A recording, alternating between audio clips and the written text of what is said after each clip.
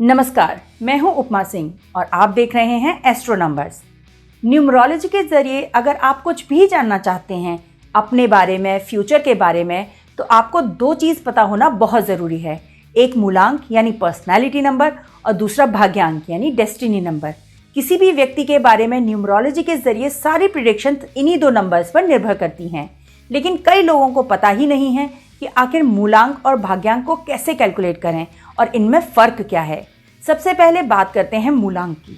मूलांक, जिसे personality number भी कहते हैं, बताता है आपके व्यक्तित्व के बारे में, आपके रिश्तों के बारे में, आपकी खूबियों और खामियों के बारे में।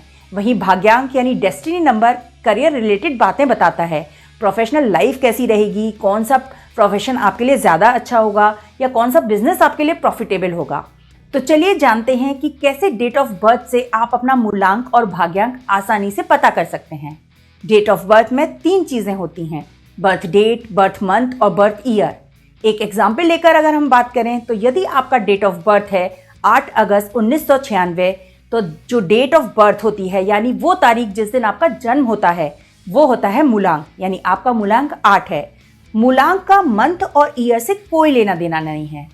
और क्योंकि न्यूमरोलॉजी में 9 ग्रहों के आधार पर ही सारी चीज़ें होती हैं, सारी कैलकुलेशन होती हैं, इसलिए अगर आपका बर्थ डेट डबल डिजिट में है तो आपको उसको सिंगल डिजिट में लाना है और जो नंबर आएगा वही आपका मूलांक होगा। जैसे अगर आपकी बर्थ डेट 26 है, आपका मूलांक 2 + 6 यानी 8 होगा। मूलांक कैलकुलेट करते वक्त आपको मंथ और ईयर के बारे में नहीं सोचना है।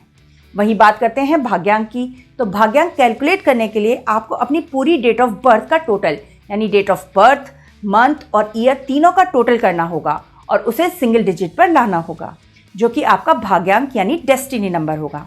एग्जाम्पल लेकर बात करें, यदि आपका डेट ऑफ बर्थ है 8 अगस्त 1996, तो भाग्यांक निकालने के लिए आपको इन सभी नंबर्स को यानी डेट ऑफ बर्थ, मंथ और ईयर्स तीनों को पहले टोटल करना होगा, जो 41 आएगा। अब इसको फिर से जोड़ेंगे ताकि ये सिंगल डिजिट में आ जाए, तो आपका भाग्यांक है नंबर 5। इसी तरह आप अपनी डेट ऑफ बर्थ के हिसाब से अपना पर्सनैलिटी नंबर और डेस्टिनी नंबर कैलकुलेट कर सकते हैं। और अगर आप मूलांक और भाग्यांक निकालना सीख गए हैं तो कमेंट करके ज़रूर बताइए और जुड़े रहिए एस्ट्रो नंबर्स के साथ।